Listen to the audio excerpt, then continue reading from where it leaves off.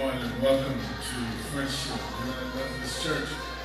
We're so delighted to have you with us on this blessed morning. We pray that God is truly blessing you and doing wonderful things in your life. We ask, call your attention to Luke chapter 15, verses 25 through 28. Listen to the word of the Lord. Now his elder son was in the field, and when he came and approached the house, he heard music and dancing.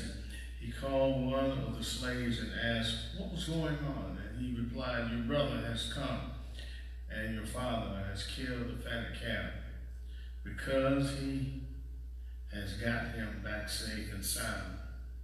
Then he became angry and refused to go in. His father came out and began to plead with him. What you use for that on this day? Is it your desire to be in or outside the church? The church is very familiar about the prodigal son. Observe, this parable is actually twofold. The first part of this parable talks about one son, while the second part talks about the other son. The first part talks about the youngest son. We know him, and he asked the father for his portion of goods that belonged to him. And shortly after he received what belonged to him, he went into a far country. And the scripture informs us he wasted his substance with righteous living. And after losing all his money, he got a job feeding swine.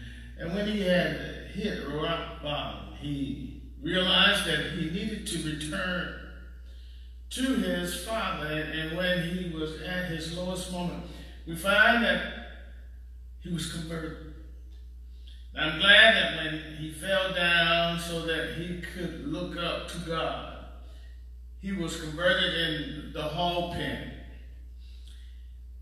He could not take this environment no longer. He got up and he decided to go home to his father. He laid aside his pride and decided to go home. One can decide to go home to be with God, no matter where you are. When you decide to return to God, God will not reject you, but God will welcome you. Scripture informs us that he returned to his father. He tells his father that he had sinned against heaven and against him. He tells his father, "I'm not worthy to be called your son." No, the youngest son left home, got converted, returned home, and confessed his state before his father. And our text focus on the elder son, who did not leave home, but is not all you would think that he is or should be. This son represents the self-righteous, religious person. Scripture tells us that he was in the field away from the house. In the same manner, there are those who are in the field of service, rituals, or workshops, or doctrine. One can be in the field, but not in the house of salvation. The elder son was in the field. He was not in the house of his father. He did not know what was going on in the house. In the Father's house is symbolic to salvation. Many are aware of things in the field of religion, but is lost to what is happening in the Father's house. There is a celebration going on in the house. There is joy in the house. There is a father who is crying because his son, who once was lost but now is found, he was blind but now can see. His son has just returned. His son has now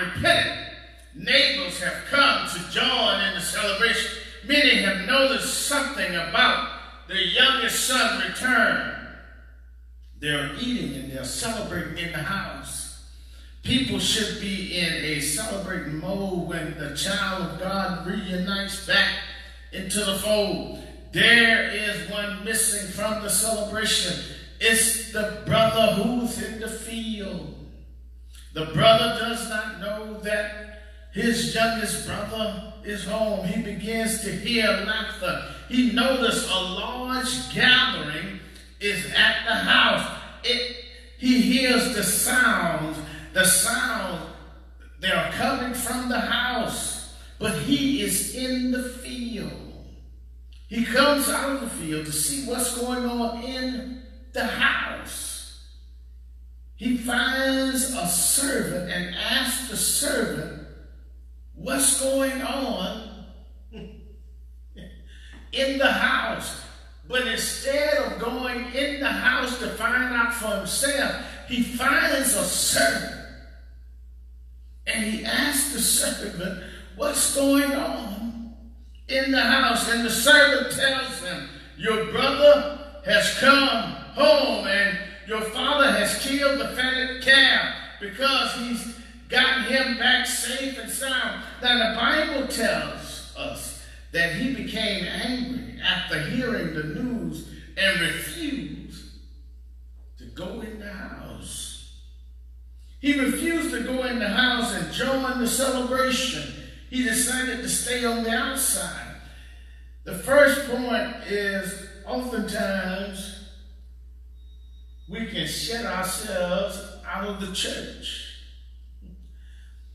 There are moments in life, it's funny how folk can shut themselves out of the church. There's some folk who, when things don't go their way, they can shut themselves out of the church. It has nothing to do with Christ. It has nothing to do with the Bible. It has nothing to do with the pews. But when things really don't go the way some folks would like to go, they shut themselves out of the church.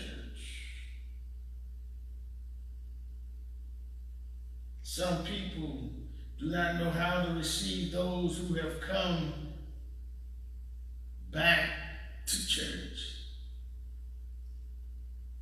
The brother treats his own brother like a stranger. During the celebration, the father learns that the elder son is outside, and the father came out of the house and began to plead with him to come in the house. And note, the prodigal son came out of the world and returned to the father. And the father leaves the house to go outside to plead with the elder son to come in the house. Now, stop for a moment and see what's happening. The youngest son who was out in the world comes back and confesses and comes in the house, but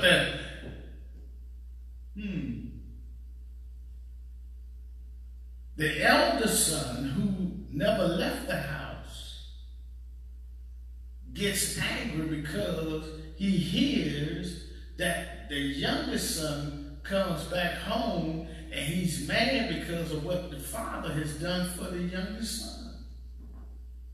And now he refused to come in the house. Maybe that ain't ringing your bell, but some kind of craziness sometimes happens right in the church. Maybe you pick up on it later. The father leaves the house to go outside and pleads with the elder son to come in the house. And the prodigal son came in the house, changed, willingly and humble. The elder son refuses to come in the house. He's jealous of what the father has done for his own brother. And the son told his father that he had worked like a slave for him. And some people can exaggerate over things which they should be doing. He said, I've never disobeyed your command. He tries to make references to his youngest brother because at the present moment,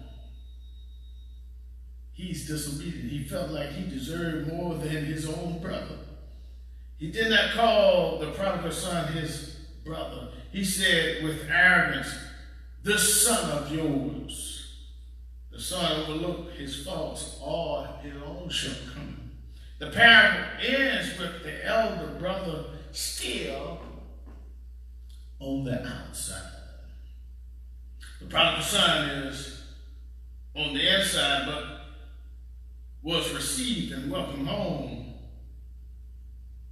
The father would have more problems trying to get the elder son on the inside, but the youngest, who was once on the outside, is now on the inside. Notice, joy is in the house for the youngest. The father's trying to get the oldest to come on the inside, but the oldest is on the outside. I don't know where many are today, but somehow, somewhere, question should be, where are you? Are you on the inside or the outside? In the name of the Father, the Son, and the Holy Spirit. Amen. Let's pray. Eternal and everlasting Father, Lord, we give you thanks. First, for who you are and what you've done. For all the wonderful things that you are doing and you have done. Move in our life, move in our hearts. That we who are here, we realize we can't do anything until you come. We who claim to be on the inside of the church but act like we're on the outside, show up in our lives now. Bless those now who are going through bereavement. Bless those who are sick. Bless those who are going through trials and tribulation. Bless our community. Bless those around our state. Bless those who are in leadership. For this we pray in the blessed name of Jesus Christ. Amen. God bless you.